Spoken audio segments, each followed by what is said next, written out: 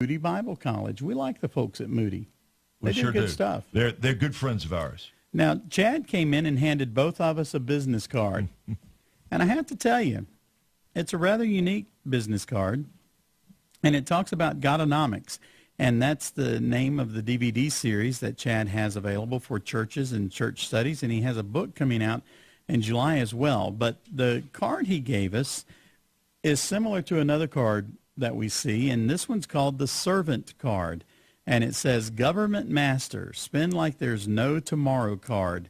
And then it shows the $16 trillion debt that's there. And it says valid through '09 ?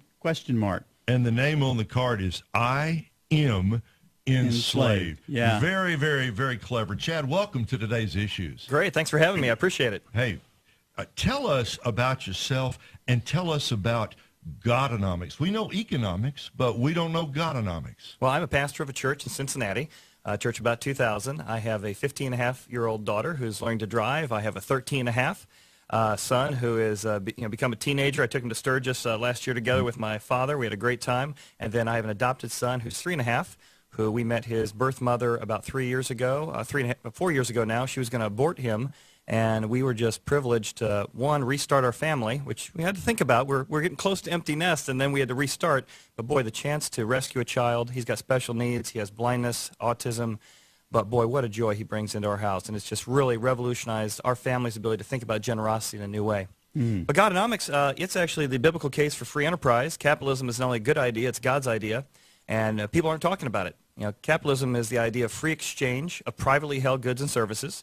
It's the underpinning of what God talked about. The Ten Commandments talks about private property 20% of the time. Do not steal somebody else's property. The Bible talks about the role of government. The Bible talks about business. It talks about using your talents and skills to bless other people. So about 5 years ago, folks were asking, does God have anything to say about deficit spending, about what our government is doing? Does the Bible address these things as well as my personal life?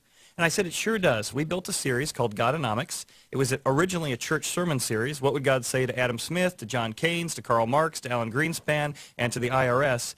And it was so revolutionary in our church that we went in studio and turned it into a DVD series that uses churches and homeschools and families and Tea Party groups and 912 groups as well.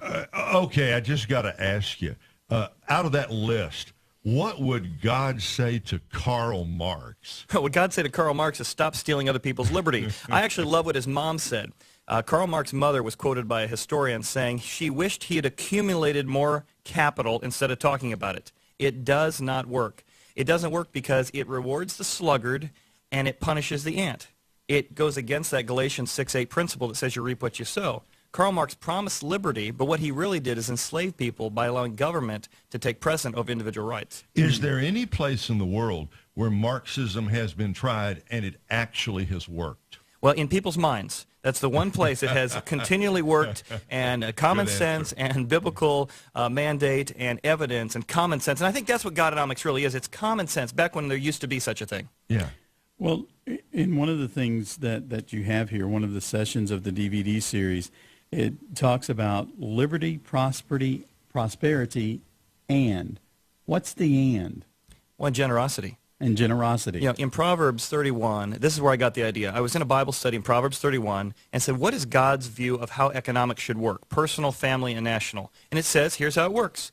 A young businesswoman, well, she might be young, she considers a field. Why would she consider a field? Why not buy any field? She's got to see if the field will produce. That's how economics begin. We've built our economy as a nation for the last 50 years on consuming, not production. And then it says she actually discerned her merchandise was good. Why not sell anything? Because price and quality, you have to focus on other people in free enterprise. And if the price and quality isn't right, people won't buy. And then it says, get ready for this, she profits. It actually says the word profits as if it's a good thing. Right. Now, again, if you're listening to anyone in a Bible study these days, they know enough of the Bible to be dangerous, and they would think that profiting's bad. But profiting is good. God celebrates that. But the very next thing she says is, she discerns her merchandise is good, she profits, and she extends her hand to the poor. How are we going to help the poor and the needy? Josephus said, historically, no one in the Roman Empire gave anything to anybody. The Christian ethic of generosity came along and turned the world upside down. But you can't give away money you don't have. You got to produce and profit so you can be generous. You know, Chad, first of all, that's terrific. Okay, but let me just ask a question. I think I think that I'll say this the right way. I think the prevailing view is, among many evangelicals, is we really shouldn't even be talking about economics, that we should be talking about spiritual matters, and that the Bible really doesn't lay out that the gospel is equally compatible with free market capitalism or Marxism or socialism, and that pastors shouldn't even be touching a topic like this. What do you say? Well, I understand the fear. I don't believe God is an elephant, and I don't believe God is a donkey, but he is a lion. And as a lion, he roars timeless principles. And so why should you care about economics? Well, if you care about the price of food, if you care about your mortgage, if you care about the devaluing of your dollar, if you care about the poor whose dollars are getting less and less value, 97% devalued in 100 years, therefore they can't afford things. Or think of it this way. If every $3 in your wallet right now turned into $100, what could you do? How much more generous could you be? How much more helpful could you be? How much more self-reliant could you be? See, economics sounds big and ethereal, and it must be so complicated, but it's not. It's producing, profiting, saving, investing, spending, and giving to others. The opposite is, and here's why you should care about it, because when you consume but don't produce, you borrow. There's only 3 ways you borrow. 3 ways governments borrow. They tax the producer, which means you have less money to provide jobs. Why is the rate of unemployment so high? It's because you ought to care about economics. Or we inflate the currency. The Bible speaks clearly about sound money, and we can get into that if you want, or you enslave yourself to debt.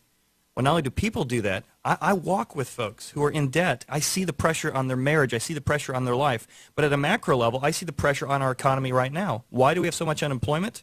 Because we're 180 degrees from what God proclaimed in the Bible.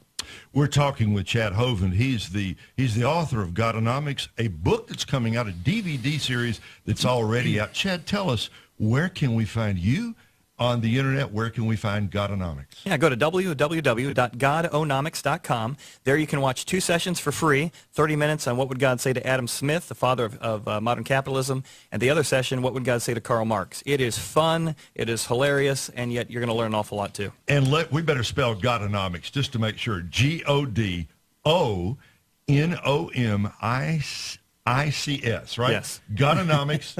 That was easy for you to say. No, it really wasn't. But Godonomics.com, and they can find the full information there. Yeah, Godonomics right there, and you can see some nice folks who've said some nice things about me. Mike Huckabee's endorsed Godonomics, as well as Glenn Beck, who invited me to speak down at Restoring Love last July to speak about the biblical case.